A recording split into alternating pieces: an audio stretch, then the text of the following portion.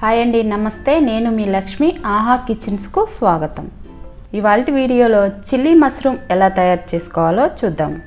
Restaurant స్టైల్లో ఈ మష్రూమ్ని చాలా టేస్ట్గా ఎలా ప్రిపేర్ చేసుకోవాలో చూద్దాం. ముందుగా 50 గ్రాముల మష్రూమ్ తీసుకొని ఇలా సన్నగా కట్ చేసుకోవాలండి. చూడండి, ఇలా వీడియోలో చూపిస్తున్న విధంగా కట్ చేసుకోవాలి. అన్నీ అదే విధంగా కట్ చేసి పక్కన ఉంచుకున్నానండి.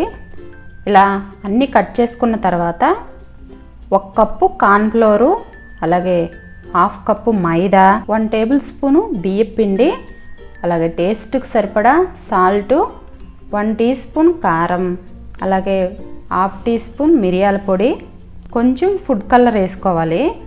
ఫుడ్ కలర్ ఆప్షనల్ అండి, ఉంటే వేసుకోండి, లేకపోయినా పర్వాలేదు. వీడియోకు మంచి కలర్ వస్తుందని వేస్తున్నా. ఇలా అన్నీ వేసుకున్న తర్వాత ఒకసారి స్పూన్తో మొత్తం అంతా ఇలా నెమ్మదిగా కలుపుకోవాలండి, లేదంటే మష్రూము ఇరిగిపోతాయి. ఇలా నెమ్మదిగా కలుపుకున్న తర్వాత మనం కొంచెం వాటర్ తీసుకొని ఇలా స్ప్రింకిల్ చేస్తూ కలుపుకోవాలి. అప్పుడు కూడా నెమ్మదిగానే కలుపుకోవాలి. పిండినంతా చూడండి ఇలా కలుపుకుంటే సరిపోతుంది మష్రూమ్కి. ఇప్పుడు డీప్ ఫ్రైకి సరిపడా ఆయిల్ని పెట్టి ఆయిల్ వేడయ్యాక చూడండి ఇలా ఒక్కొక్క మష్రూమ్ తీసుకొని నిదానంగా వేసుకోవాలి. ఇలా మొత్తం ఆయిల్కి ఎన్ని పడతాయో అన్ని వేసుకొని లో ఫ్లేమ్లోనే వేసుకోవాలండి. ఇలా అన్నీ వేసుకున్న తర్వాత అటు ఇటు కలుపుతూ వేపుకోవాలి. చూడండి ఇలా మంచి గోల్డ్ కలర్ వచ్చేదాకా వేపి ఒక ప్లేట్లోకి తీసి పక్కన ఉంచుకున్నాము. అదేవిధంగా అన్ని మష్రూమ్స్ని వేపి ఒక ప్లేట్లోకి పెట్టి పక్కన ఉంచుకున్నాము. ఇప్పుడు అదే ప్యాన్లో ఆయిల్ మొత్తం తీసేసి 2-3 టేబుల్ స్పూన్ల ఆయిల్ ఉంచుకుంటే సరిపోతుందండి. ఆయిల్ కొద్దిగా వేడయ్యాక 2 టేబుల్ స్పూన్లు కట్ చేసుకున్న వెల్లుల్లిపాయలు వేసుకోవాలి.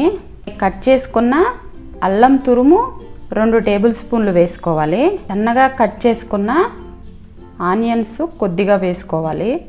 అలాగే 2 రెమ్మల కరివేపాకు వేసుకొని ఒక 5-6 పచ్చిమిర్చి ఇలా సన్నగా కట్ చేసి వేసుకోవాలండి. మరీ సన్నగా కాదు, ఇలా మీడియంగా కట్ చేసి వేసుకోవాలి. మంటని హై ఫ్లేమ్లోనే ఉంచి ఇలా కలుపుతూ ఫ్రై చేసుకోవాలండి. చూడండి ఇలా ఫ్రై అయితే సరిపోతుంది. ఇప్పుడు 2 క్యాప్సికమ్ తీసుకొని ఇలా పెద్ద ముక్కల్లా కట్ చేసి వేసుకోవాలి. అలాగే ఒక పెద్ద సైజు ఆనియన్స్ని కూడా ఇలా పెద్ద ముక్కల్లా కట్ చేసి వేసుకోవాలి. వీటిని కూడా హై ఫ్లేమ్లోనే అటు ఇటు కలుపుతూ కొంచెం మగ్గించుకోవాలండి. చూడండి ఇలా మగ్గాక 4 టేబుల్ స్పూన్లు టమాటా కెచప్ వేసుకోవాలి. ఇప్పుడు రెడ్ చిల్లీ సాస్ కూడా 2 టేబుల్ స్పూన్లు వేసుకోవాలి. 1 టేబుల్ స్పూను సోయా సాస్ని కూడా యాడ్ చేసుకోవాలి. అలాగే కొంచెం సాల్ట్ యాడ్ చేసుకోవాలండి. ఈ సాసుల్లో అంతా ఉంటుంది కదా, అందుకని కొంచెం యాడ్ చేసుకుంటే సరిపోతుంది. కొంచెం సాల్ట్ యాడ్ చేసుకొని మరొకసారి అంతా కలుపుకోవాలి. మరొకసారి అంతా కలిసేలాగా సాసులన్నీ కలుపుకోవాలండి. ఇలా కలుపుకున్న తర్వాత మనం ముందుగా వేపి ఉంచుకున్న మష్రూమ్స్ని కూడా వేసి మరొకసారి అంతా కలుపుకోవాలి. ఈ మొత్తం హై ఫ్లేమ్లోనే చేసుకోవాలండి, లో ఫ్లేమ్లో అస్సలు పెట్టుకోకండి. ఇలా మష్రూమ్స్కి పట్టేలాగా కలుపుకోవాలండి.